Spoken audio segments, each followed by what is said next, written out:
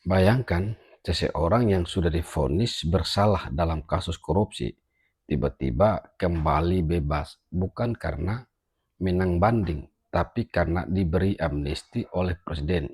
Itulah yang terjadi pada Hasto Kristianto, sebuah keputusan yang mengguncang dunia politik dan hukum di Indonesia. Malam ini kita akan bahas apa sebenarnya dampak positif dan negatif dari amnesti ini bagi masa depan penegakan hukum kita. Pertama, kita bicara soal dampak positif. Amnesti ini mungkin terlihat sebagai langkah untuk rekonsiliasi politik. Pasca pemilu, ketegangan antara pemerintah dan PDIP cukup tinggi. Dengan keputusan ini, suasana politik bisa lebih tenang, stabilitas pemerintahannya lebih terjaga. Kedua, kita tidak bisa lupakan bahwa amnesti adalah hak konstitusional presiden. Undang-undang memberi ruang untuk keputusan luar biasa demi kepentingan nasional.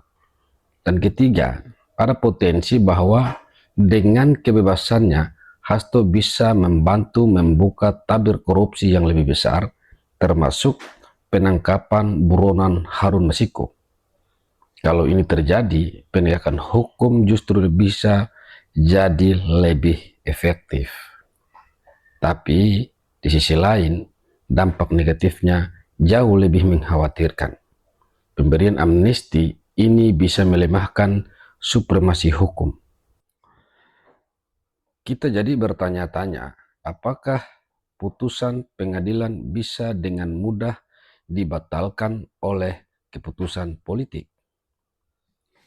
Lebih dari itu, ini bisa menjadi presiden buruk.